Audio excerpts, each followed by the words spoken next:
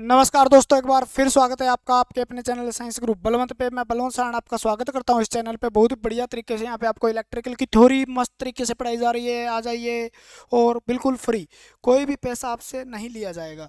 ठीक है, निःशुल्क थ्योरी रहेगी, आपको पक्का सिलेक्शन देंगे किसी न किसी। अगर आप मेहनत करते हो, आप मेहनती हो, तो आपको सिलेक्शन दिया जाएगा। जैसे कि हमने कल चैप्टर पढ़ा था सेफ्टी एंड हेल्थ, आज उसी का एक पार्ट रहने वाला है। और ये इतना आसान चैप्टर है भी, इसको आपने अगर ध्यान से पढ़ लिया या 2-3 बार ये वीडियो देख ली मान लो, जरूरत नहीं है इसके नंबर कटने के नहीं है। आप ध्यान से सुनना, सुनने वाली चीज़ें ज़्यादा है, रटने वाली चीज़ें नहीं है। यहाँ पे आपको यहाँ पर कॉमन सेंस का यूज़ करना पड़ेगा। 5 नंबर, 2 चैप्टर हैं, औजार वाला एक रही 5 नंबर यहाँ पे फ्री के नंबर आपके, अगर कॉमन सेंस का यूज करके आप आंसर देते हो तो। क्योंकि यहाँ से क्वेश्चन आएगा स्टेटमेंट वाला, निम्न में से कौन सा सही है, निम्न में से क्या नहीं करना चाहिए, निम्न में से क्या करना चाहिए, इस प्रकार के क्वेश्चन मिलेंगे। सीधा क्वेश्चन नहीं मिलेगा अभी इसका आंसर क्या है, क्योंकि यहाँ पर न तो इकाइयां हैं, ना मात्रक है, ना फार्मूले वगैरह कुछ नहीं है। यहाँ पे कॉमन सेंस आपका कितना काम करता है। और कॉमन सेंस तब काम करेगा जब आपको चीज़ें सुनी हुई होगी, तो आप आराम से आंसर दे पाओगे। ठीक है ना, धीरे धीरे सारा कुछ कवर कर लेंगे। तो आज का चैप्टर रहने वाला हमारा सेफ्टी एंड हेल्थ का दूसरा पार्ट।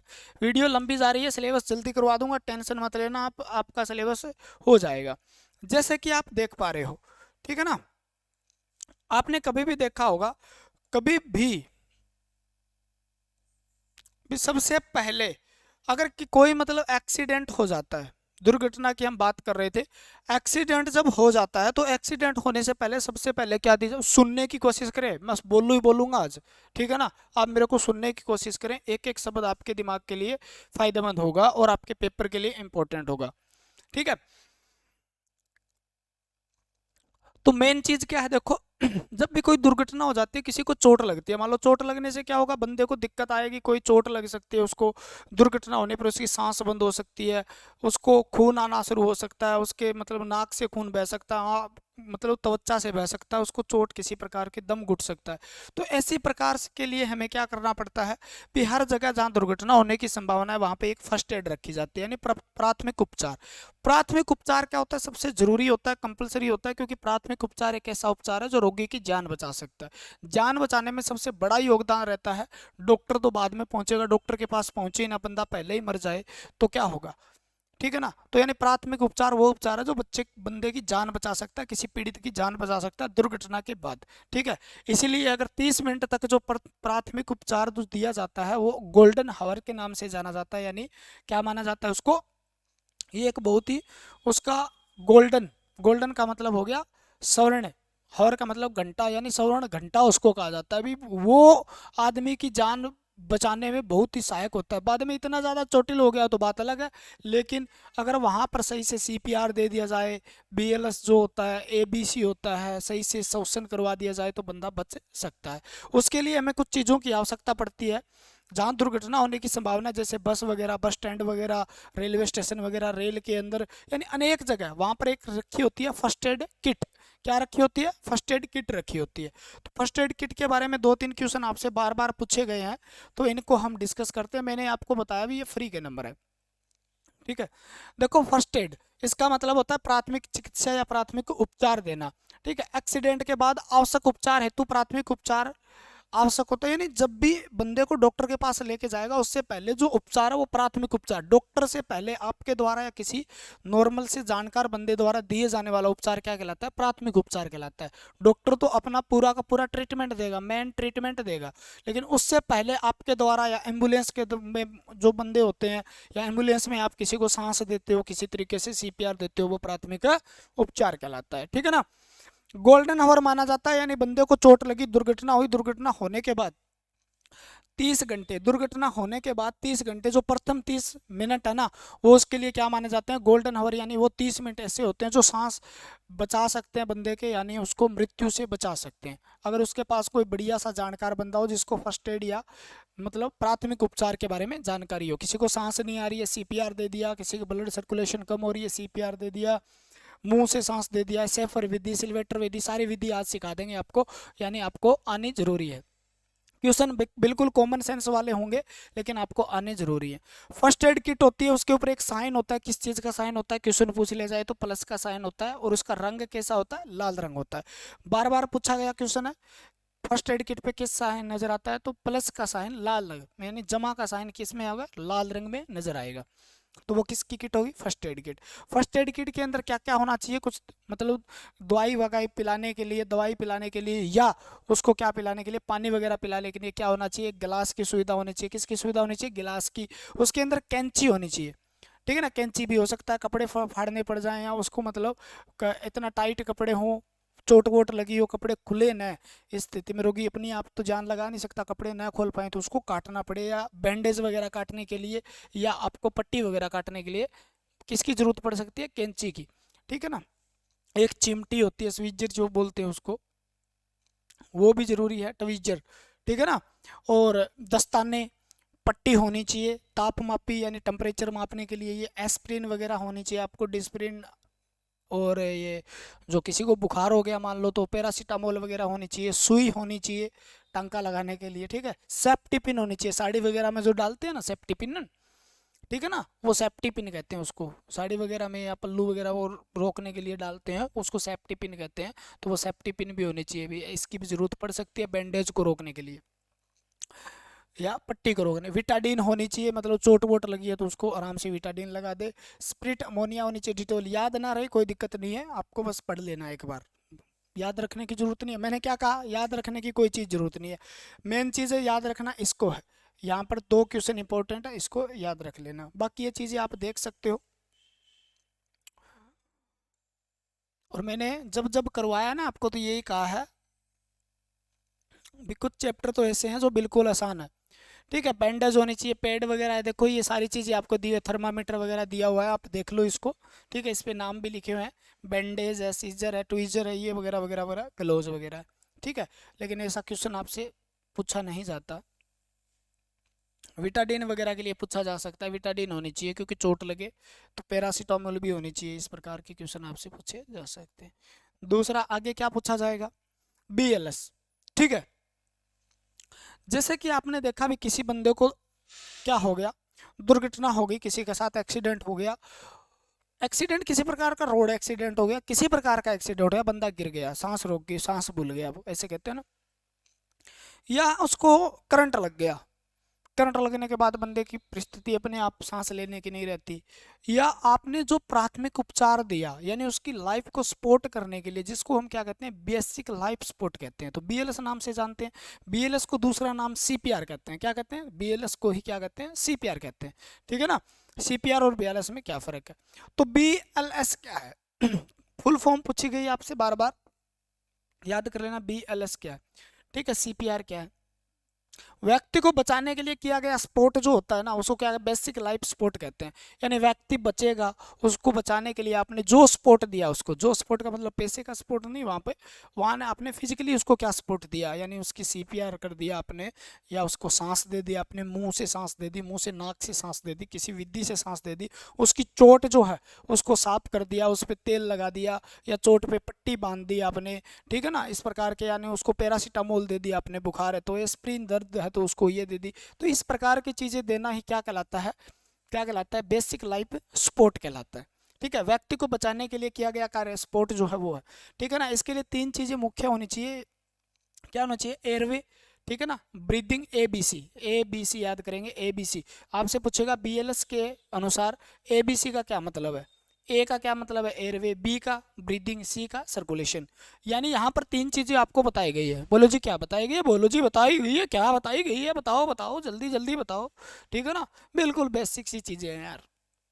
एयरवे का मतलब हवा आने दो, ठीक है ना, यानी हवा का रास्ता क्लियर करो, एक तो हवा का रास्ता क्लियर करो, ठीक है ना, हवा आने दो। अगर बाहर भी भीड़ लगी है तो उसको कहो वापस हो जाए, भाई पीड़ित व्यक्ति है, उसके पास ज़्यादा ज़्यादा, आप सारे झुक गए, ऑक्सीजन कम, कार्बन डाइऑक्साइड ज़्यादा छोड़ रहे हो उसके ऊपर, तो वो बंदा वैसे ही मर जाएगा, दम घुट के मर जाएगा, ठीक है ना, तो उसको रास्ता क्लियर करो, हवा आने दो।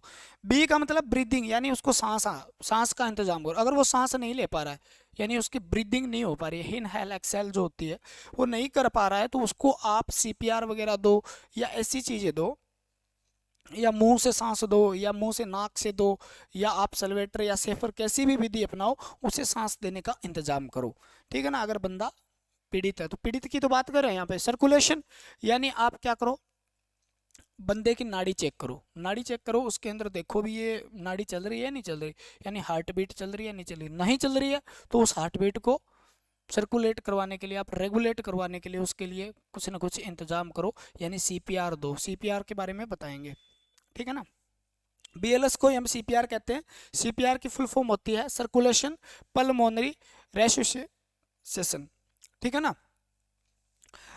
सर्कुलेशन, सर्कुलेशन का मतलब क्या होता है, इसका मतलब होता है परिसंचरण। परिसंचरण का मतलब खून हृदय से लेकर सारे शरीर में जाकर वापस हृदय में आना, हृदय से फिर फेफड़ों में, फेफड़ों से फिर हृदय में, हृदय में, इस प्रकार का सर्कुलेशन, यानी हृदय के द्वारा शरीर को विभिन्न अंगों तक भेजना और विभिन्न अंगों तक हृदय तक रक्त का वापस आना क्या कहलाता है, सर्कुलेशन कहलाता है या परिसंचरण कहलाता है, ठीक है ना। हार्ट वाला चैप्टर पढ़ा होगा आपने।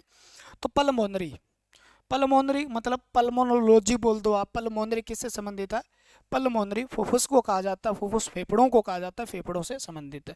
तो सीपीआर का मतलब क्या हुआ, विसंचरण फुफ्फुस रेस्पिरेशन, यानी ये ऐसी क्रिया जिसके द्वारा क्या किया जाता है, आपकी सर्कुलेशन और पल्मोनरी यानी सांस को चलाया जाता है, ठीक है ना। यानी सांस व हृदय धड़कन को सुचारू रूप से चलाने की विधि को हम क्या कहते हैं, सीपीआर कहते हैं। तो सीपीआर की फुल फॉर्म याद कर लेना, काम आ जाएगी, ठीक है ना। सीपीआर की फुल फॉर्म, क्योंकि पूछा जा सकता है यहाँ से क्वेश्चन, क्या बनेंगे, यही तो क्वेश्चन बनेंगे इस पूरे चैप्टर में से, ठीक है ना। सीपीआर देते समय ध्यान रखें भी पास पास भीड़ ना हो, ऐसा क्वेश्चन पूछा जाएगा। निम्न में से कौन सी बात है, या सीपीआर देते समय निम्न में से किन बातों का ध्यान रखना चाहिए, ठीक है ना, इस प्रकार का क्वेश्चन आ गया। भीड़ इकट्ठी ना हो, वहाँ पे भीड़ ना हो, क्योंकि आप सीपीआर दे रहे हो, सांस लेने की, उसको सांस दिलाने की कोशिश कर रहे हो, लेकिन बंदा क्या है, बंदे के पास इतनी भीड़ है, सांस नहीं ले पा रहा है, ठीक है ना। ध्यान रखें, ठीक है ना, चोट वोट ज़्यादा न लगी हो, सीपीआर देना आपको आता हो, ध्यान हो आपको सीपीआर के बारे में। अब सीपीआर नहीं देना आता हो तो बंदे को आप नुकसान भी पहुंचा सकते हैं, उल्टा सीपीआर दे दो कहीं पे, ठीक है ना। हवा सही से आए जाए उसके पास में इंतजाम करो, ठीक है। तो इस प्रकार की सावधानी जो कॉमन सेंस से आपके उनके आंसर दे सकते हो, ठीक है। ये कुछ विधियां हैं जिनके बारे में हम पढ़ने वाले हैं, बच्चों को किस प्रकार से देना चाहिए, ठीक है। अब देखो कृत्रिम सांस, अब बंदे का सांस रुक गया मान लो, सांस किस प्रकार से देंगे, सर्कुलेशन किस प्रकार से स्टार्ट करेंगे, ये चीजें हमें पढ़नी पड़ेगी, यानी कृत्रिम सांस।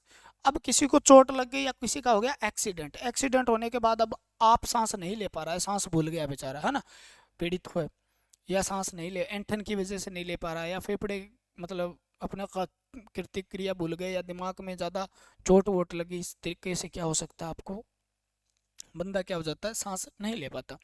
सांस नहीं ले पाता तो कृत्रिम विधियां अपनाई जाता है, वो सांस नहीं ले पा रहा है, उसको हाथ लगा के देखो नहीं ले पा रहा है, तो आप उसको कृत्रिम रूप से आर्टिफिशियल रेस्पिरेशन करवाना है आपको। तो वो किस किस तरीके से हो, हम वेंटिलेशन लगा देंगे जी, वेंटिलेटर लगा देंगे जी। तो वेंटिलेटर हॉस्पिटल में लगाओगे, कहाँ से लेके आओगे, वो तो अपने आप दे देगा डॉक्टर। उससे पहले आपको क्या करना है, आपके पास जुगाड़ क्या है, मैंने हॉस्पिटल से जाने से पहले का जुगाड़ क्या है, तो उसको कैसे कृत्रिम सांस आर्टिफिशियल, वहां तो वेंटिलेटर से दे दिया जाएगा, लेकिन आपके पास जुगाड़ है, आपके पास तो आप ही हो, आप ही हो, ऐसा थोड़ी आप वेंटिलेटर घूम के लेके चल रहे हो, हाँ कौन दुर्घटना हो मैं वेंटिलेटर लगाऊं, किसकी दुर्घटना, ऐसा तो नहीं है ना, ठीक है। तो आपको देना पड़ेगा कृत्रिम रूप से सांस। कृत्रिम रूप से सांस देने की 4 विधियां अपनाई जाती है, क्या अपनाई जाती है, 4 विधि अपनाई जाती है, यानी एक तो सैफर विधि है, एक सिल्वेटर विधि है, एक मुंह से मुंह विधि है, एक मुंह से नाक विधि है। मुख्य रूप से 4 विधियां हैं जो अपनाई जाती है नॉर्मली, सामान्यतः, ठीक है ना। तो सैफर विधि में क्या होता है जी, सिल्वेटर में क्या होता है, मुंह से मुंह विधि से क्या होता है, मुंह से नाक विधि में क्या होता है, ठीक है, किस प्रकार से सांस देते हैं। जैसा कि आप देख रहे हो इधर एक आदमी है जो क्या कर रहा है, कृत्रिम सांस के लिए इसको एक मेथड है जिससे आप क्या करवा रहे हैं, उसकी सांस चलाने की कोशिश कर रहा है। यानी बंदा था, सुनने की कोशिश करो मैं फिर बताता हूँ, कोई बंदा था उसको चोट लग गई मान लो, ठीक है ना, बंदा था उसको चोट लग गई, चोट लगने के बाद उसको सांस नहीं आ रही है, सांस नहीं आ रही है, तो आपको क्या करना होगा भी, देखना पड़ेगा भी उसको चोट कहाँ लगी है, ध्यान देखना पड़ेगा ना, पीठ पे चोट लगी है, मुंह पे चोट लगी है, पीठ और मुंह दोनों पे लगी है तो दिक्कत हो जाएगा, मुंह नहीं खुल रहा तो दिक्कत हो जाएगा। तो कौन सी विधि कब अपनानी है, ठीक है ना, अब चारों अपनाओगे इतने बंदा क्या बता राम नाम सत्य ही हो जाए, तो इस चीज का ज्ञान होना चाहिए भी कौन सी विधि कब अपनानी है, ठीक है। तो 4 विधि है, चारों विधि अलग अलग जगह अपनाई जाती है, अलग अलग कंडीशन में अपनाई जाती है, अलग अलग स्थिति में अपनाई जाती है। सैफर विधि को तब अपनाया जाता है जब पीठ पे चोट लगी हो, सिल्वेटर विधि को तब अपनाया जाता है जब सीने पे चोट लगी हो। मुंह से मुंह विधि तब अपनाया जाता है जब सीने और पीठ दोनों पे चोट लगी हो। और मुंह से नाक है, जब बंदा का मुंह नहीं खुल रहा हो वेंटिलेशन की वजह से, तब अपनाया जाता है। तो मोस्ट इंपॉर्टेंट चारों क्वेश्चन बहुत इंपॉर्टेंट क्वेश्चन है यहाँ से, और सबसे ज्यादा बार रिपीटेड क्वेश्चन है ये इस चैप्टर से। ठीक है ना। सेफर विधि कैसे है, ये सेफर विधि से करना क्या है, देखो कुछ नहीं करना, समझो इस बात को, इधर मत ध्यान दो, इधर ध्यान दो।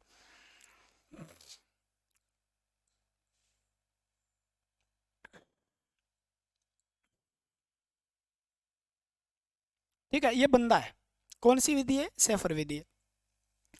पहले तो क्या है, पीठ की तरफ बंदे को उल्टा लटकाना है। हो सके आपके पास तकिया वकिया है कोई ऐसी चीज, तो इसके गर्दन के नीचे लगा देना है। ठीक है ना। फिर आपको क्या करना है, इधर बैठना है। कहाँ बैठना है, इधर बैठना है। इधर बैठो, या बैठे से काम नहीं चल रहा तो आप खड़े भी हो सकते हो, इस प्रकार झुक सकते हो। आपको क्या करना है, हाथ डालने हैं ऐसे, यानी ये दोनों हाथ इस प्रकार से डालने हैं भी, ये उंगलियां तो क्या हो, ये 90 डिग्री का आपस में कोण बनाए। अब 90 डिग्री का जब ये कोण बनाए मान लो, ठीक है, तो इस प्रकार से डालने हैं। यहाँ पर हाथ डालेंगे इस प्रकार से, समझ में आई बात, ऐसे हाथ डालने हैं। और हाथ डाल के, क्योंकि आप पीछे वाली साइड उसको पीठ के बल लटाया गया है, क्योंकि उसके पीठ में चोट लगी है, सीना ठीक है, तो उसको क्या करना है, अब आपको ऐसे करना है, पुश करना है उसको ऐसे। ठीक है ना, ऐसे ऐसे जब पुश करोगे उसको, तो वो क्या करेगा, उसके जो यहाँ से चीजें हैं वो फेफड़े क्या होने शुरू हो जाएंगे, उसके अंदर जो क्या बोलते हैं उसको, शीतलन संकुचन होना शुरू हो जाता है, सिस्टोल डायस्टोल कह सकते हो आप। ठीक है ना, श्रिंक या रिलैक्स कह सकते हो। ठीक है, इस प्रकार की स्थिति उसमें आनी शुरू हो जाती है, क्योंकि फेफड़े अपने आप नहीं चलते, वो रिब्स के माध्यम से या डायफ्राम के माध्यम से चलते हैं। ठीक है ना, तो डायफ्राम का बहुत बड़ा योगदान रहता है सांस लेने में। तो यहाँ से आप दबाओगे तो डायफ्राम ऊपर नीचे होगा, डायफ्राम ऊपर नीचे होगा तो फेफड़े क्या करेंगे, सांस खींचना छोड़ना खींचना स्टार्ट कर देंगे मुंह से। ठीक है ना, तो इस विधि को आपको क्या करना है, 10 से 15 बार दोहराना है। यानी 2 से 3 सेकंड दबाव दो, ऐसे करो, दबाव दो, ऐसे करो, दबाव दो, ऐसे करो, यानी 1 मिनट में 10 से 15 बार के बीच में आपको ऐसा करना है। और जब तक करना है जब तक क्या रोगी को सांस अपने आप आना शुरू न हो जाए, वो अपने आप ऐसे आप करना स्टार्ट ना कर दे, तब तक आप करते रहो, घबराना नहीं है बिल्कुल भी। टाइम लग सकता है, कई बार क्या होता है 2-2 मिनट तक सांस नहीं आता बंदे को, 2 मिनट बाद आना शुरू हो जाता है, 3-3 मिनट तक नहीं आता, तो आपको 2-3 मिनट तक लगातार, 5-6 मिनट तक लगातार दबाए रखना है। आपके पास यही तो उपचार है जब तक एम्बुलेंस नहीं आती है, तो ये काम करना है आपको। एम्बुलेंस नहीं आती है या कोई साधन नहीं आता है या डॉक्टर के पास नहीं पहुंचते हो, तो आपके पास मेन उपचार है वो तो दो कम से कम, तो ये उपचार। तो सैफर विधि है, ये क्या विधि है, सैफर विधि। समझ में आई। बंदा है, क्या लटाना है, सीना, सीने के बल लटाना है, ऊपर ऐसे हाथ रखना, उसको दबाव देना है, 2 से 3 सेकंड दबाव ऐसे करना है, 2 से 3 सेकंड में, यानी कम से कम क्या करना है, 15 बार, 10 से 15 बार 1 मिनट में ये प्रक्रिया दोहरानी है, ऐसे ऐसे ऐसे ऐसे। ये देखो बंदा दोहरा रहा है, ठीक है, और ये सांस लेना अपने आप स्टार्ट कर देगा, तब आपको रुक जाना है। देखो यही बात लिखी है, क्या लिखी है, पहली बात, सैफर विधि कब अपनाई जाती है, तो सैफर विधि तब अपनाई जाती है जब पीठ पर चोट लगी हो, यानी इसके पीठ पे चोट लगी है, पीठ के बल लटाएंगे, इसके दर्द होगा। ठीक है ना, अब दर्द होगा तो दिक्कत हो जाएगी, हो सकता है इसकी चोट ज़्यादा बढ़ जाए, इस ब्लड बहने लग जाए, तो इस यानी सैफर, ठीक है ना, कब अपनाई जाती है जब पीठ पर चोट लगी हो। याद करने योग्य बात है, मैं बार बार, चोट पीठ पे लगी हो। ठीक है, प्रथम रोगी को घुटने की, प्रथम दो कंडीशन है आपके पास, या दो पोजीशन लेनी है आपको। एक पोजीशन क्या लेनी है, प्रथम पोजीशन के अंदर क्या करना है, आपको सेटअप करना है सिस्टम। क्या करना है, प्रथम पोजीशन में सेटअप करना है भी, उसको क्या करना है, पीठ के मतलब क्या करना है, सीने के बल लेटाना है, सीने के बल लेटाना है, पीठ पे चोट लगी है पीठ ऊपर रखनी है, पीठ के बल जैसे ही लेटाओगे, ठीक है ना। दूसरा आपके पोजीशन सेट करने का मतलब हाथ की पोजीशन सेट करनी है, उसको लेटा दिया, तकिया वगैरह लगा दिया, अब आपको हाथ इस तरीके से लगाने हैं, यहाँ पर लगाने हैं, ठीक है, यहाँ पर इस तरीके से लगाने हैं, ठीक है, इस तरीके से भी। उंगलियां जो हो वो तो बगल में हो, और अंगूठा हो वो क्या हो, पीठ पे हो, अंगूठा पीठ पे हो दोनों, और उंगलियां क्या हो, बगल में हो, बगल का मतलब ये वाली साइड में हो, साइड में हो। ठीक है ना, तो सेट हो गया सारा का सारा काम। प्रथम पोजीशन ये, यानी रोगी को घुटनों के समीप बैठ जाए, घुटनों के समीप यहाँ बैठ जाए, हाथ कमर पर रखें, और उंगलियां बगल में और अंगूठा कमर पर रखकर, पहली पोजीशन खत्म, पहला कंसेप्ट क्लियर हुआ। द्वितीय पोजीशन क्या करनी है, अब भार डालें, ये काम कर लिया आपने, बाहर डालें, इसमें सेकंडों लगते हैं, बैठने में हजारों मिनट थोड़ी लगे, जितने समझाए इतने में तो आपको 10 को CPR देते थे, ठीक है ना। तो द्वितीय पोजीशन क्या, बाहर डालें, प्रेशर डालें, छोड़ दे, प्रेशर डालें, छोड़ दे, प्रेशर डालें, छोड़ दे, आपका प्रेशर डालें, छोड़ दे। ये क्रिया 2-3 सेकंड में एक बार करें, और यानी 1 मिनट में कम से कम 10 से 12 या 15 बार करें, और तब तक करते रहें जब तक रोगी को अपने आप सांस आना शुरू न हो जाए, या सामान्य स्थिति के अंदर रोगी न हो जाए, उसको सांस देते रहो। सेफ्र विधि, ठीक है ना, समझ में आ गई। अगली विधि है सिल्वेटर मेथड। सिल्वेटर मेथड के अंदर क्या होता है जी, ये कब अपनाई जाती है, जब बंदे को सीने पे चोट लगी हो, सीने पे हो सकता है वो सीने के बल गिरा, उसको चोट लग गई हो, किसी तरीके से छाले पड़ गए हो सीने पे, किसी तरीके से हो सकता है, ठीक है। तो उसको कौन सी विधि देनी चाहिए, पीठ के बल लेटाना पड़ेगा, सीने पे चोट लगी है पीठ के बल। सी से सिल्वेटर याद कर लेना, सी से सीना याद कर लेना, दूसरी सेफर अपने आप याद रह जाएगी। सी से सीना, ठीक है ना, सी से सिल्वेटर वो सेफर है, सी सी मिल रहा है ना, सी से, इस सी से सीना लिखते हो आप, सी सीना, सी सीना, ठीक है ना। अगर सीने पे चोट लगी हो तब कौन सी विधि देंगे, सिल्वेटर विधि देंगे। पीठ के बल लेटाना है, सीने पे चोट लगी है पीठ के बल लेटाओगे। रोगी के मुंह को जीभ से बाहर निकाल देना है। अब रोगी जो है उसकी जो जीभ है ना, उसको मुंह से, क्योंकि जीभ अंदर फंस जाती है कई बार, ठीक है ना, सांस नहीं ले पाएगा, तो जीभ को बाहर निकाल देना है। क्लियर हो गई बात, ठीक है। अब करना क्या है, पहले आपको करना है भी, आपको सिर की ओर बैठ जाना है, रोगी के या पीड़ित जो व्यक्ति उसके सिर की ओर बैठ गए आप, उसको सांस नहीं आ रहा है, यहाँ पर बैठ गए आप, ठीक है। बैठ के क्या करना है, पीड़ित के सर के पास है, घुटनों के बल बैठ जाए। किसके बल बैठना है, घुटनों। पीड़ित के दोनों हाथों को मुंडी, मुंडी बांध के कह रहा हूं, मुट्ठी बांध कर सीधा फैला दे, यानी मुट्ठी बांध कर सीधा फैला दे। क्या करना है, सीधा फैलाना है, इस प्रकार से, जैसे फैलाया हुआ इस प्रकार से सीधा फैला देना, ठीक है ना, सीधा फैला देना। अब पीड़ित के दोनों हाथों को मोड़कर सीने पे लेके जाएं, दोनों हाथों को मोड़ के क्या करना है, सीने पे लेके जाना है, दोनों हाथों को मोड़ के क्या करना है, सीने पे लेके जाना है, मुट्ठी सीधा किया, सीने पे लेके जाना है, पहली कंडीशन। अब क्या करना है, द्वितीय पोजीशन में ये 2-3 सेकंड बाद दोहराएं, 2-3 सेकंड बाद आप दबाव हटा लें, ठीक है ना, हाथों को सिर की ओर फैला दें, हाथों को दोबारा सिर की ओर फैला दें ऐसे, फिर ऐसा ही करें, फिर ऐसा करें, फिर ऐसा करें, फिर ऐसा करें, फिर ऐसा करें, फिर ऐसा करें। इस प्रकार की पोजीशन आपको 10 से 15 बार करनी है, जब तक रोगी सांस नहीं लेता, जब तक रोगी सांस अपने आप लेना शुरू नहीं कर देता पीड़ित व्यक्ति, तब तक ये दोहराना है। यानी ऐसा करने से क्या होगा जी, ऐसा करने से आप देखो, ऐसा करोगे, सीना, सीना क्या हो रहा है, निकल रहा है आगे, ऐसा करोगे वापस आ रहा है, ऐसा करोगे, देख लेना आप, नाक बंद करके ऐसे करके देखो, आपको जोर पड़ेगा। तो इस प्रकार से फेफड़े क्या होते हैं, अपने आप फूलना शुरू हो जाते हैं, ठीक है ना, और आपको सांस आना शुरू हो जाता है। तो पीड़ित को ये कौन सी विधि है, सेफर विधि है। कौन सी विधि है, सिल्वेटर विधि है, ठीक है। घुटने के बल बैठ जाना है, हाथ को आगे पीछे करना है। तीसरी विधि है मुंह से मुंह, ठीक है ना, मुंह से मुंह सांस देना। अब मुंह से मुंह सांस क्यों दिया जाता है, तो मुंह से मुंह सांस तब दिया जाता है जब रोगी के पीठ पे और सीने दोनों पे चोट लगी है। ये विधि तब अपनाई जाती है जब क्या हो, दोनों पे चोट लगी हो। अकेली पीठ पे लगी है, सेफर से काम चल जाएगा। अगर अकेली सीने पे लगी है, सिल्वेटर से काम चल जाएगा। पीठ और सीने दोनों पे लगी है, अब बंदे को ना तो ऐसे किया जा सकता है, ना ऐसे किया जा सकता, तो क्या किया जा सकता है, दूसरा आपके मुंह से दोबारा आप मुंह से सांस दो, यानी मुंह से मुंह को सांस तब दिया जाता है, ठीक है। या करंट लगने पर सांस अवरुद्ध हो जाए, करंट लगने में अवरुद्ध का मतलब रुक गया सांस, अब सांस नहीं आ रहा, उसको दोनों साइड चोट लग गई है, तो सांस देने के लिए आपको क्या करना पड़ेगा, ये सांस सबसे बड़ी है, ठीक है ना, बहुत बड़ी चीज है सांस, बिना सांस कुछ नहीं। तो प्रथम स्थिति क्या करनी है, पीड़ित को पीठ के बल लेटाना है। बोले पीठ पे चोट लगी, अब इलाज ही नहीं है भाई, इलाज नहीं है, चोट लगी है लेकिन आप उस पर दबाव नहीं डाल सकते, चोट लगी है वहां पे दबाव डालोगे तो पीड़ित को ज्यादा दर्द होगा, पीड़ित को, तो दबाव नहीं डाल सकते, आप लेटाना तो पड़ेगा उसको, ठीक है ना। पीड़ित को पीठ के बल लेटा दिया, गर्दन के नीचे तकिया लगा दें, गर्दन के नीचे क्या लगा देना है, तकिया लगा देना है, और मुंह थोड़ा लटका दें, यानी तकिया गर्दन के नीचे, सर के नीचे नहीं कहा उसने, गर्दन के नीचे, यहाँ तक क्या लगा के ऐसे उसको मुंह लटका दे। मुंह लटकाने से क्या होगा, ये जो है ना आपकी जीभ है, ठीक है ना, ऐसे ये खुल जाएगी यहाँ से, ठीक है, थोड़ी आरामदायक होगी। दूसरी पोजीशन क्या है, अब उसके मुंह को साफ कर लें भाई साहब पहले, मुंह को साफ करके कपड़ा का इंतजाम है तो कपड़ा रखें, ठीक है, अगले की जान की हो रही है, आपको अलग ही फीलिंग आ रही है ना। तो मुंह साफ करके कपड़ा रख के उसको क्या रखें, कपड़ा रख दे, और मुंह से पीड़ित को सांस देने, यानी मुंह से उसके मुंह में सांस भरे। बहुत आसान विधि है, सबसे आसान विधि है ना। मुंह से सांस भरे। अब मुंह से जैसे ही सांस भरोगे उसके फेफड़े में जाएंगे, फिर छोड़ दो, फिर मुंह में सांस भरो, फिर छोड़ दो, फिर मुंह में सांस भरो, फिर छोड़ दो।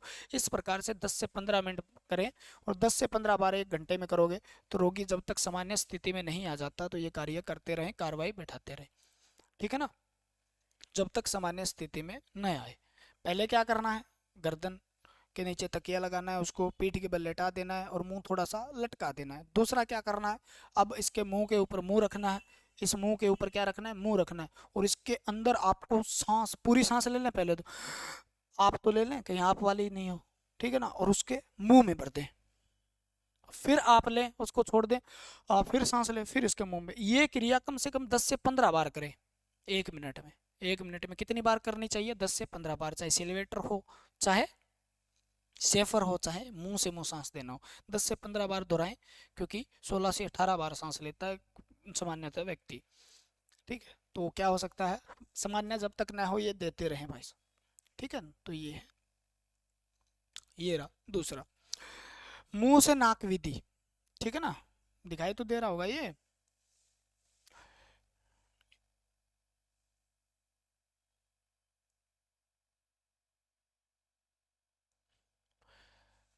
ठीक है,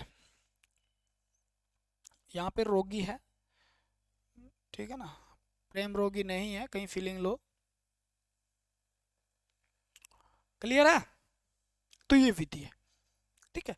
इसमें क्या होता है, मुंह से नाक में सांस दिया जाता है। कई बार क्या होता है, इतनी ज्यादा ऐंठन हो जाती है करंट वगैरह लगने से या मतलब चोट वगैरह लगने से, तो बंदे का मुंह नहीं खुलता। अब मुंह नहीं खुल रहा है, ऐंठन हो गई है, यानी जकड़ गया है मुंह, तो जकड़ गया है तो क्या करना है, माउथ टू नोज मेथड अपनाना पड़ेगा।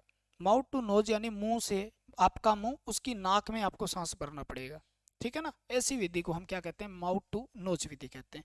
करना क्या पड़ेगा ये बताता हूँ आपको।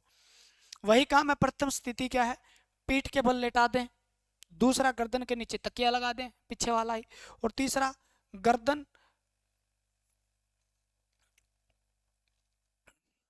ठीक है ना, और क्या करें, अंगू जो आपकी जो ठोडी होती है ना, चिन्ह जो होती है उस पे हाथ लगाएं, ठीक है, और एक हाथ आपको माथे पे रखना है। देख लो इस प्रकार से, एक हाथ आपको किस पे रखना है, हेड माथे पे रखना है, एक आपको चिन्ह पे रखना है, और उसकी नाक, ठीक है ना, नाक तो बहुत खतरनाक काम है भैया, लेकिन जब किसी की जान की बात बन रही हो ना, तब ये नहीं सोचना चाहिए जो आप सोच रहे हो, ठीक है। तो ये नाक के अंदर सांस भरना है, सारी विधि ये पढ़ेंगे, और ये क्रिया आपको 10 से 15 बार दोहरानी है। 10 से 15 बार दोहराओगे, जब तक दोहरानी है जब तक रोगी सामान्य स्थिति में न आ जाए। यानी पीठ के बल लेटा दें, गर्दन के नीचे तकिया लगा दें, गर्दन व छाती के कपड़े ढीले कर दें, गर्दन छाती के कपड़े भी ढीले कर दें, पीछे वाले में भी कर सकते हो आप। द्वितीय स्थिति, गहरी सांस लेकर रोगी के नाक में भरें ताकि फेफड़े फूल सके, फेफड़े फूल सकें। यह क्रिया 10 से 15 बार 1 मिनट में दोहराएं, और जब तक दोहराएं जब तक रोगी या पीड़ित सामान्य स्थिति में नहीं आ जाता। क्लियर है बात, नो प्रॉब्लम, नो दिक्कत, नो फंडा, नो व्याधा। तो ये चारों विधि थी, क्या थी, चारों विधि थी, जिसमें आपको इस तरीके से पढ़ना ही पड़ेगा, ठीक है। मोटा मोटा हो गया, कब लेटाना है, कैसे लेटाना है, क्यों लेटाना है, सारी विधियां आपसे पूछी जाएगी तो बता देना। अन्य सावधानियां, अगर किसी दुर्घटना से आपको क्या करना है, फर्स्ट एड देने के लिए, चोट लगी हो तो उसको ठीक कर देना है, उस पर तेल लगा देना है, खून को रोकने की कोशिश करें, पट्टियां वगैरह बांध दे। चोट लगने पर तेल लगा सकते हैं, सांस सांस आपको देना इन विधियों में तो आराम आराम से दें। ऐसा नहीं है भी आप मोटे आदमी हो, छोटा बच्चा है उसको मतलब फेफड़े फाड़ दो आप, है ना, ऐसा नहीं करना है, ठीक है। घबराएं नहीं, सांस लंबे समय तक भी देने पड़ सकती है, घबराना नहीं है बिल्कुल भी, सांस लंबे समय तक देने पड़ सकती है, विधि कभी मतलब 2-3 मिनट 4 मिनट तक अपनानी पड़ सकती है, तो घबराना नहीं है, रोगी ठीक हो जाएगा, ठीक है ना। धीरज रखनी, पीड़ित को ढक दें, अगर सर्दी का मौसम है तो पीड़ित को ढक दें, ठीक है ना, ठंड ना लगे उसको, ठंड से कहीं दिक्कत हो जाए उसको और बीमारी हो जाए। और ये बंदा है देखो भाई मेरे जैसा, इसको लगा करंट, इसको लगा करंट, देखो बेचारे को बाल वाल सीधे हो जाते हैं, धुआं उड़ जाता है, ऐसे होता ना, ऐसे होने लगता है। तो लगा के देख लेना, पता चल जाएगा। ठीक है, तो ये करंट लग गया बंदे को। अब जब करंट बंदे को लग गया तो ठीक है, तो करंट कब लगता है, कैसे लगता है, इसके बारे में आप पढ़ लेते हैं। सारे मैं कह रहा हूँ ये एक दो चैप्टर हैं जिनको आपको सिर्फ और सिर्फ क्या करना पड़ेगा, समझना है, सुनना है, बस। याद कुछ नहीं करना है यहाँ से, याद बिल्कुल भी नहीं करना, कुछ भी नहीं करना है। याद करोगे आपको हो जाएगी दिक्कत, क्योंकि ये चीज़ें याद रहती नहीं है। इस पे आपको लगाना कॉमन सेंस। कॉमन सेंस का मतलब आपके दिमाग में बैठानी है, आपको अपना दिमाग लगाना है और दिमाग लगा के आंसर देना पड़ेगा।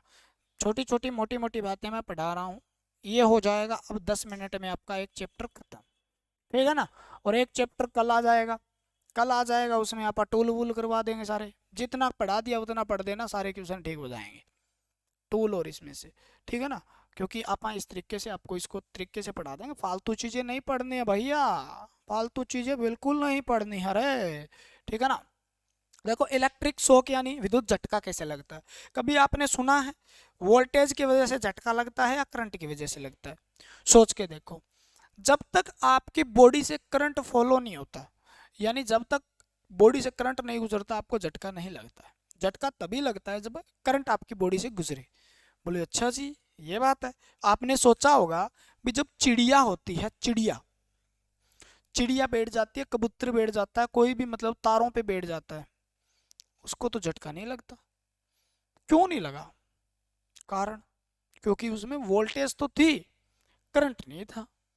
क्योंकि करंट जब बॉडी से पास होगा तब आपको झटका लगेगा, ठीक है ना। वोल्टेज है, आप ट्राई करना कभी, एक तार से आप पकड़ना न्यूट्रल, और एक पॉजिटिव पकड़ लेना एक, और यहाँ लगाना और उधर करना न्यूट्रल की, तो बीच में वोल्ट मीटर लगाना, आप में करंट वोल्टेज दिखा देगा, करंट नहीं दिखाएगा। करंट को पूरा बंद परिपथ चाहिए। सेल जो होता है बैटरी, बैटरी के आप दोनों टर्मिनल पे लगा के देखिए, वोल्ट मीटर आपको वोल्टेज ईएमएफ दिखाएगा, लेकिन करंट नहीं दिखाएगा। अब करंट तभी होता है ना जब उसको बंद परिपथ मिले, यानी क्लोज सर्किट मिलेगा, तभी वो घूमेगा, जब वो क्या करेगा, आवेश एक जगह से दूसरी जगह जाएगा। आवेश नहीं जा रहा है तो करंट भी नहीं जा रहा है, ठीक है ना। आवेश के बहने की दर को तो हम करंट कहते हैं, एम्पियर में मापते हैं, ठीक है। तो करंट के कारण आपको झटका लगता है, और करंट ही नुकसानदायक है, वोल्टेज है या करंट, और वोल्टेज के कारण करंट, करंट के कारण वोल्टेज, इसी प्रकार का सिस्टम है, ठीक है ना। तो ये सिस्टम किस तरीके से, देखो वोल्टेज क्या करती है, करंट को पुश करती है, आगे भेजती है, ठीक है। और करंट कितना हमारे शरीर से गुजरे तो हम मर सकते हैं, कितना करंट हमारे शरीर से गुजरे तो हम मर सकते हैं, कितनी वोल्टेज है वो नुकसानदायक होती है, इतनी वोल्टेज है, उससे ऊपर की वोल्टेज आपके लिए नुकसानदायक होती है, आपको झटका लग सकता है।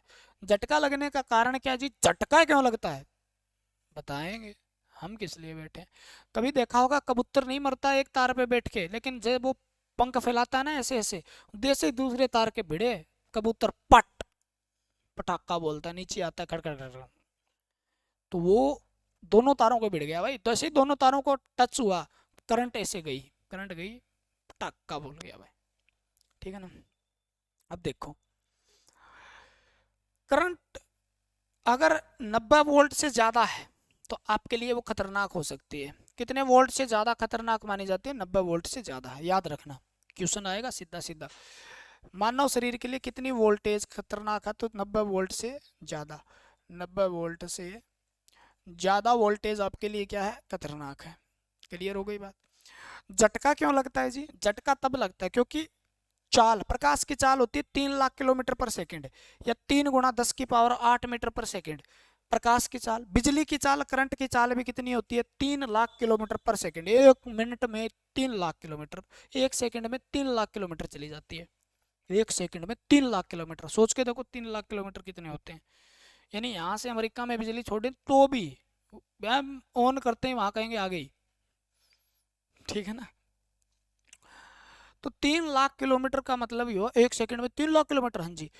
और प्रकाश की चाल के बराबर इसकी चाल होती है, मैंने पहले भी बताया। रक्त की चाल इतनी होती नहीं भाई, रक्त बेचारा 72 बार धड़कता है हृदय, ठीक है ना, हृदय 1 मिनट में 72 बार धड़कता है, कितनी दूरी तय करता होगा, ठीक है, 0.8 सेकेंड एक धड़कन में समय लगता है। तो ब्लड की जो चाल होती है ना वो बहुत कम होती है, बहुत कम होती है, तो उसकी मैच नहीं करती, मैच ना करने ब्लड की चाल और करंट की चाल मैच नहीं करती, इसलिए क्या लगता है अपने को, झटका लगता है, क्या लगता है, झटका लगता है। तो चाल की वजह से झटका लगता है। हाँ जी लगता है, बहुत बढ़िया बात बताई आपने। तो करंट की चाल क्या होती है, ज्यादा होती है, किससे, रक्त की चाल से, ठीक है, इसलिए आपको झटका महसूस होता है। 110 वोल्टेज डीसी, ये झटका, 90 वोल्टेज खतरनाक होती है ऊपर से, 110 वोल्टेज डीसी तक हमें सेंसेशन होती है करंट लगने का या मरने का, ऐसे हाथ लगाते हो तो मरने का डर नहीं है।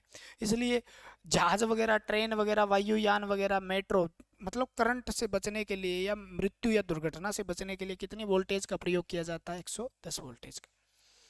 एसी ज्यादा खतरनाक होती है या डीसी, क्वेश्चन पूछा जाएगा तो डीसी ज्यादा खतरनाक होती है, क्योंकि 0 हर्ट्ज इसकी आवृत्ति होती है।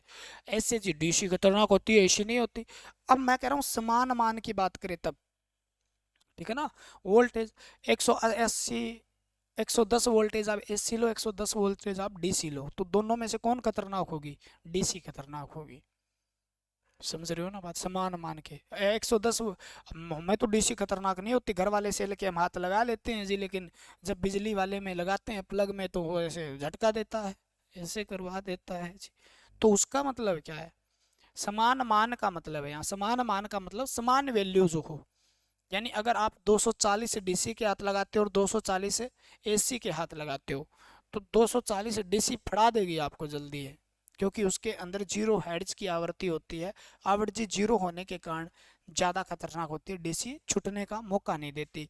और इसके अंदर 50 हर्ट्ज आवृत्ति होती है, यानी बंदे को 0 पर वैल्यू आती है, कितनी बार मौका देती है, 0, यानी एक बार वैल्यू 0 पे जाती है फिर मैक्सिमम मिनिमम मैक्सिमम जाती है, तो 0 पर छूटने के आसार होते हैं। तो एसी क्या होती है, कम खतरनाक होती है, समान मान पे एसी कम खतरनाक होती है, डीसी ज्यादा, यानी आवृत्ति जितनी ज्यादा होगी उतनी कम खतरनाक होगी, आवृत्ति जितनी कम होगी उतनी ज्यादा खतरनाक होगी, ठीक है ना।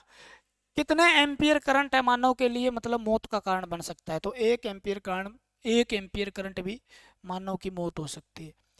0 से लेकर 5 ampere, mega mini milli ampere, mega नहीं है, मिली एम्पियर, यानी 0 से 5 एम्पियर तक क्या माना जाता है, सुरक्षित विद्युत धारा मानी जाती है। मानव के लिए कौन सी धारा मानी जाती है, यानी 1 एम्पियर तो बहुत बड़ी बात है, 5 मिली एम्पियर तक क्या है, मानी जाती है। 1 मिली एम्पियर अगर करंट बह रहा है तो आपको महसूस ही नहीं होगा, सेल वगैरह आपने चेक किए होंगे, महसूस ही नहीं होगा, ठीक है ना, भी इसमें करंट बह रहा भी है। 5 मिली एम्पियर से ऊपर जब जाएगा करंट, यहाँ पर आपको सेंसेशन होनी स्टार्ट हो जाएगी बिल्कुल भी, 20 मिली एम्पियर तक आपको झटका लगेगा, मरने का खतरा नहीं है यहाँ पे, ठीक है, झटका आपको लगने का खतरा है। 50 मिली एम्पियर तक आपका काफी समय तक इसके संपर्क में रह जाते हो तो आपको हार्ट अटैक हो सकता है, आपकी हार्ट अटैक के कारण मृत्यु हो सकती है। और 1 एम्पियर तो निश्चित मौत का कारण है, 1 एम्पियर क्या है, निश्चित मौत का कारण है। 1 एम्पियर करंट अगर आपकी धारा बहती है काफी समय तक तो आप मरोगे, निश्चित मौत का कारण है 1 एम्पियर। तो यहां से क्वेश्चन आने की संभावना बहुत ज्यादा है। कितने एम्पियर करंट सुरक्षित करंट माना जाता है मानव के लिए, तो 0 से लेकर 5 मिली एम्पियर तक, उसके बाद करंट लगेगा, 20 मिली एम्पियर पर झटका लगेगा, यहाँ पर बहुत दर्दनाक झटका लगेगा, धीरे धीरे दर्दनाक, और यहाँ पर जल भी जाएगा, बंदे के बाहर हो जाएगा, करंट छेद कर देगा, ठीक है। झटके से क्या क्या होनी, बेहोश हो सकता है जी, हृदयघात हो सकता है, मृत्यु हो सकती है, छाले पड़ सकते हैं, त्वचा जल सकती है, रक्त संत्रावण हो सकता है, हृदय गति रुकने से मौत हो सकती है, सांस रुक सकती है, ये कारण हो सकते हैं आपके विद्युत का झटका लगने से, मतलब मौत हो सकती है। मौत से पहले सांस भी रुक सकती है, बंदा बेहोश भी हो सकता है, छाले भी हो सकते हैं, छाले पड़ सकते हैं, कहाँ कहाँ से करंट निकला है, पटाखे उठ सकते हैं ना। मानव शरीर का जो है प्रतिरोध कितना होता है, तो शुष्क त्वचा जो होता है उसका प्रतिरोध 6 लाख तक होता है, याद रखना 6 लाख ओम तक होता है। अगर ड्राई स्किन है आपकी, यानी सूखी है, सूखी त्वचा है, तोलिया वोलिया मार के आप बैठे हो, तो आपका 6 ओम, 6,000, प्रतिरोध की इकाई क्या आपको पता ही है, ओम होता है, किसकी इकाई होती है, ओम होती है, प्रतिरोध की इकाई होती है, रेजिस्टेंस की। तो मानव जो त्वचा है उसका रेजिस्टेंस 1 लाख से लेकर 6 लाख तक होता है। गीली त्वचा है आपकी तो क्या होता है 1000 ओम तक होता है, यानी 1 किलो ओम कह सकते हो। भीतरी भीतरी शरीर है उसका होता है आपका 400 से 600 ओम के बीच में। और कान से इस कान से इस कान के बीच का जो है वो 100 ओम होता है। पूछा गया क्वेश्चन इसलिए उठा लिया मैंने, ठीक है ना। 100 ओम होता है, याद कर लेना। शुष्क त्वचा का 1 से 6 लाख ओम होता है, ठीक है ना। विद्युत में संपर्क में आ गया कोई बंदा, तार के टच में आ गया, तो उसको किस प्रकार से छुड़ाया जा सकता है। देखो पहले ध्यान रखो, कभी भी आपको कोई करंट लग गया किसी बंदे को, तो आपको उसके सीधे टच में नहीं जाना है, कहीं भाग के जाओ, ठीक है। ये 2 घंटे की क्लास थी, मैंने लिख के इसको जल्दी सलटाने की कोशिश की है भाई।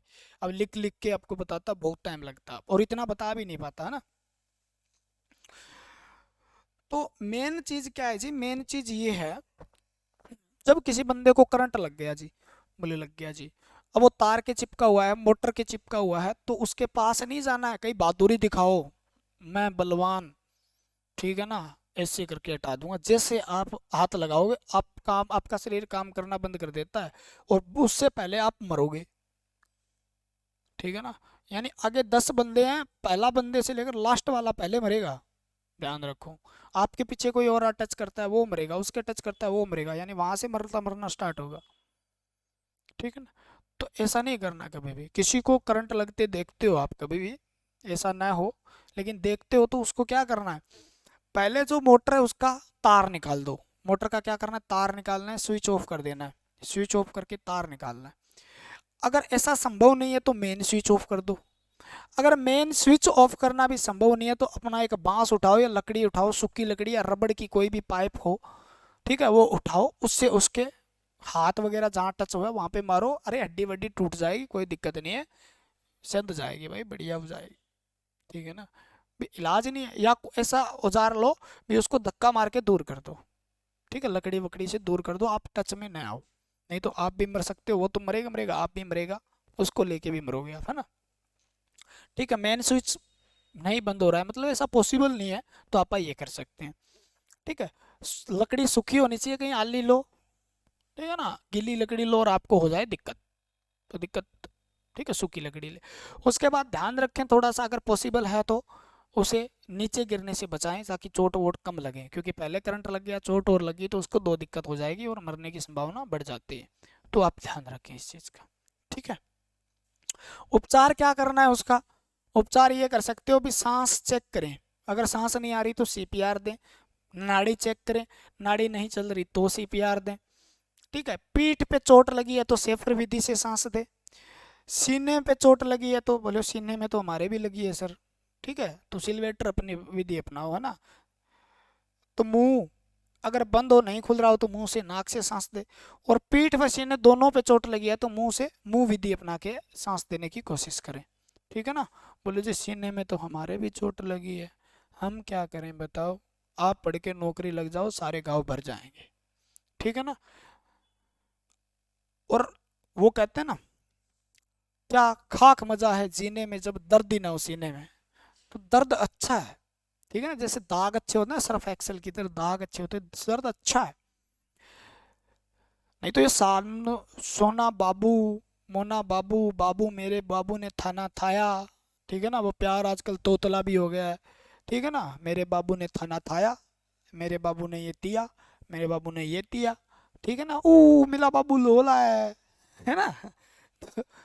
बाबू रोता रहेगा, नहीं तो फिर आप रहोगे, पढ़ लो भैया, नहीं तो फिर भविष्य हो जाएगा खतरे में, फिर रोगे बाबू बाबू कहाँ गया, और बाबू घराड़ा मारेगा फिर खींच खींच के थपेड़ाएंगे, कमाओगे नहीं तो, पता है ना। तो सोना बाबू भी एक बहुत खतरनाक चीज़ है, बच्चों जितना हो सकता है नौकरी लग जाओ भैया, चाहे लड़का हो चाहे लड़की हो, सोना बाबू बाद में मिल जाएंगे, बेबी बाबी जो है ना ये फिर मिल जाएंगे, नहीं तो फिर कहेंगे मेरे घर वाले नहीं मान रहे, लास्ट ऑप्शन यही रहेगा। आज आप मतलब सही चल रहा है आपका सब कुछ बढ़िया है और चले भी, लेकिन जिस दिन आप कामयाब नहीं हो और आपके पास कुछ है नहीं ना, उपलब्धि नहीं है, तो फिर जिसके पास उपलब्धि नहीं है उसका बाबू नहीं मानता, उसका बाबू तो मान जाता है, ठीक है ना।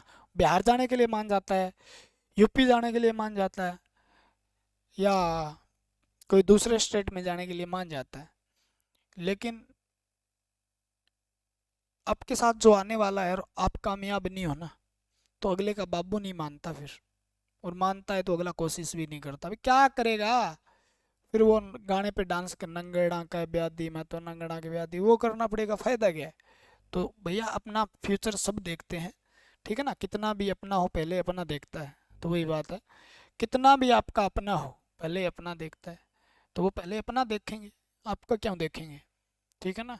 तो 2 मिनट या 2 महीने 2 साल के इस चक्कर के लिए ज़िंदगी बर्बाद थोड़ी कर सकता है कोई अपने, ठीक है। तो पहले आप तैयारी कर लीजिए, 2-3 महीने जम के सट के खींच के जितनी मेहनत की जाती है कर लीजिए भाई, साकार हो जाएगा सपना। और ये मेहनत नहीं की तो आगे बढ़ती नहीं आने वाली है जल्दी से, फिर रोगे, पछताओगे, कहोगे क्या हो गया हमारे साथ, ठीक है। बेरोजगारी है नहीं, बेरोजगारी कोई कहता है ना भी नौकरी नहीं है, बहुत है नौकरी भाई, कौन कह रहा है नौकरी नहीं निकलती। आप, आपका नंबर नहीं पड़ता, नौकरी बहुत निकलती है, लाखों वैकेंसी आती है।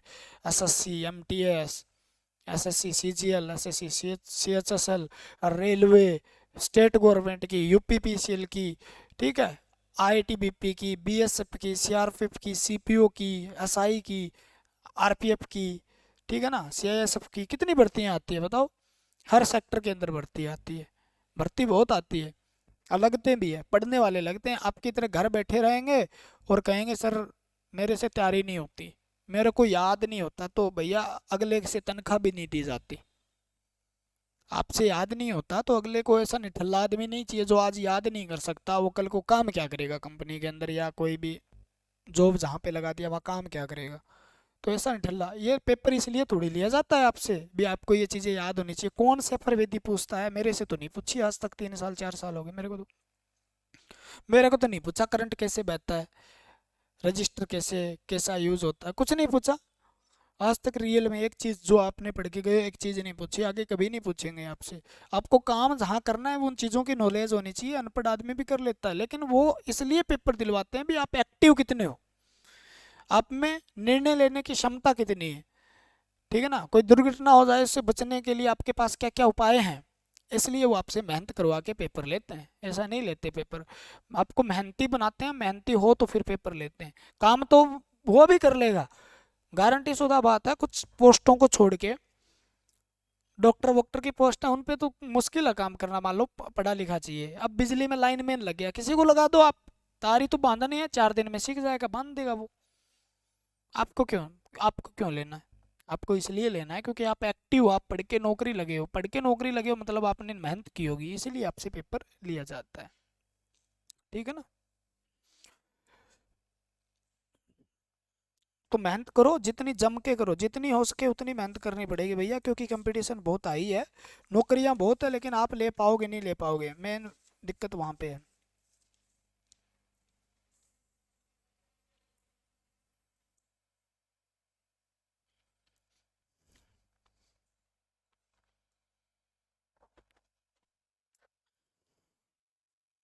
2 चीजें ये पढ़ लो भाई,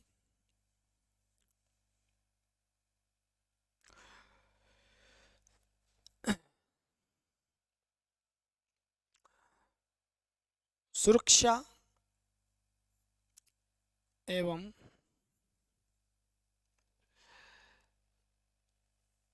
सुरक्षा मानक अवधारणा जो है, कंसेप्ट ऑफ सेफ्टी मेजर,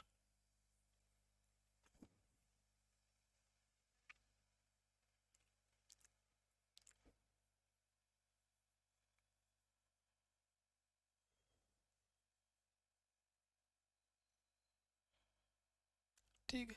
इसके लिए क्या है, जापान ने 2 पद्धतियां दी थी, किसने दी थी, जापान ने 2 पद्धतियां दी थी, ठीक है ना, जापान के द्वारा लागू हुई थी। इसका उद्देश्य क्या था इस कंसेप्ट का, इसका उद्देश्य यह था भी उपभोक्ता जो है,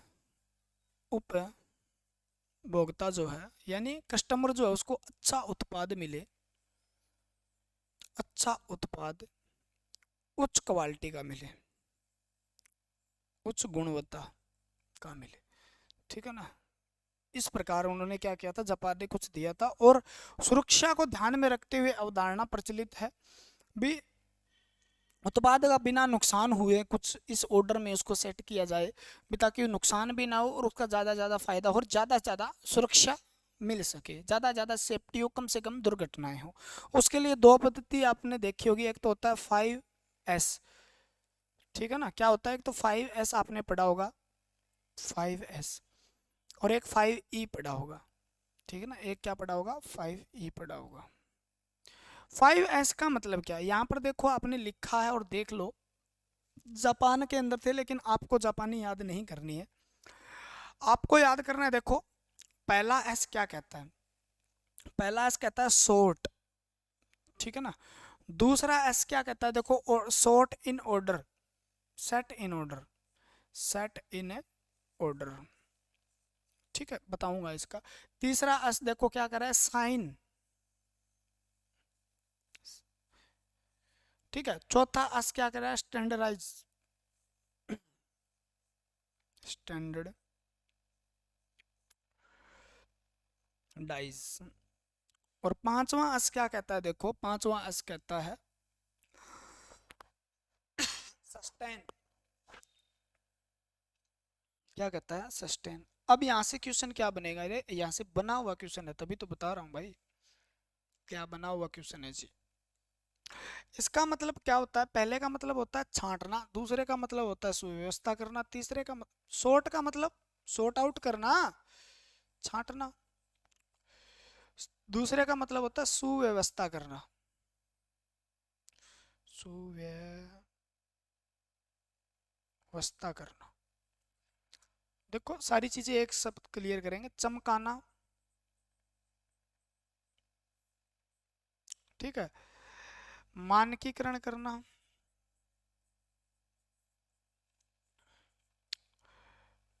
और लास्ट वाला होता है अनुशासन।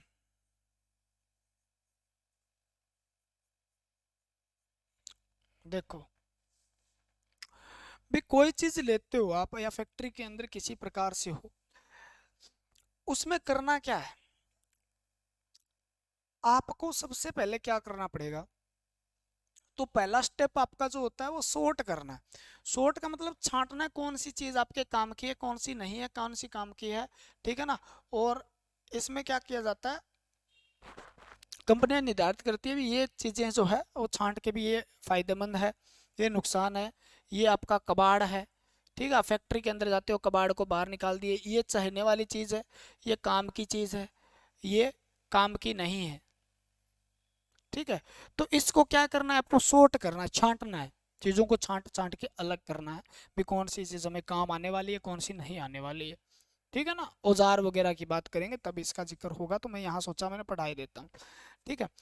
ऑर्डर में सेट करना है, जैसे आपके पास पन्ना है, मान लो एक छोटा पन्ना है, आपके पास 10 नंबर का पन्ना है, एक आपके पास 12 नंबर का पन्ना है, एक आपके पास 13 नंबर का या 15 नंबर का या 16 नंबर का पन्ना है। तो आपको क्या करना है, ऑर्डर में सेट करना है उसी प्रकार, यानी जिस प्रकार की आवश्यकताएं चीजें होती है उसको ऑर्डर में सेट करो, जैसे मोटर छोटी है, मोटर बड़ी है, मोटर बड़ी है, बड़ी बड़ी बड़ी, इस प्रकार से, यानी सेट इन ऑर्डर, ऑर्डर में सेट करना, ठीक है ना। आपको पूछा जाएगा 5S के अंदर सेकंड एस का मतलब क्या है, ठीक है ना। पहले एस का मतलब क्या है, दूसरे का एस का मतलब क्या है, तीसरे एस का मतलब क्या है, चौथे का क्या है, और पांचवें का क्या है, ठीक है।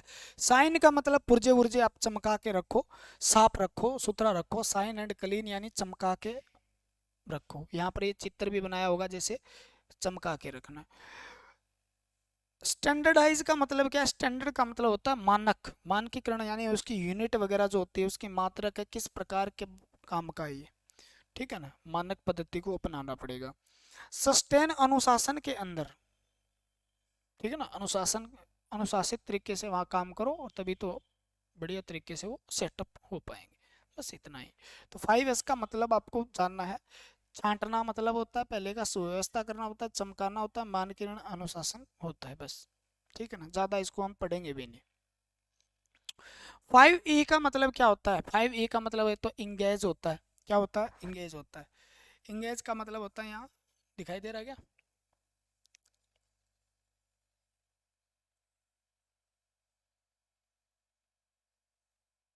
ठीक है, कोई दूसरा आ गया क्या?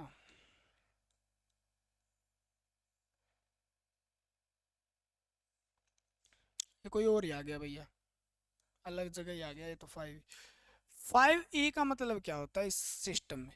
E का एक तो होता है एजुकेशन, एजुकेशन यानी ज्ञानता बढ़ाओ, इसमें काम करना है आपको। तो एक होता है इनकरेजमेंट, इन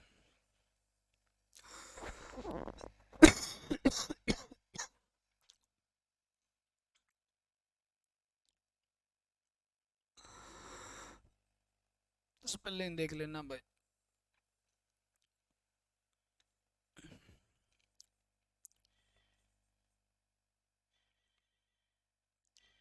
इन्फोर्समेंट,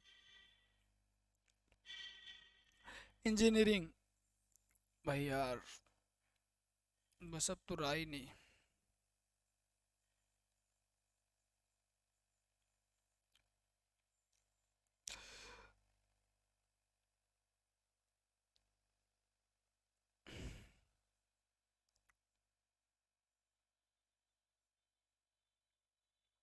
ठीक है, एजुकेशन का मतलब क्या होता है? शिक्षा, शिक्षा होनी चाहिए बंदे को। ठीक है ना? साहस रखो, कोई भी काम करते हुए डरना घबराना नहीं होता है, नहीं तो दिक्कत हो जाएगी। ठीक है ना? फोर्समेंट का मतलब होता है आपका मजबूती, मजबूत रहो। ठीक है, अभियांत्रिकी, इंजीनियरिंग का पता हो। एविलेशन यानी, एविलेशन का मतलब क्या होता है? क्रांति होता है। वैसे तो चेक करना कहेंगे यहाँ पे, चेक करते रहो चीज़ें ठीक है या नहीं है। ठीक है, इस चीज़ें। 5E का मतलब क्या होता है? गला गया भाई, पानी वानी पीऊंगा, चाय वाय पीऊंगा, उसके बाद आज नहीं है कोई यहाँ पे तो दिक्कत है। ठीक है ना?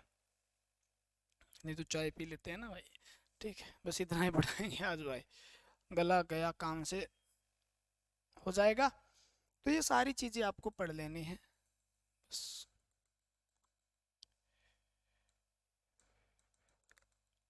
ये पढ़ाया आपको आज।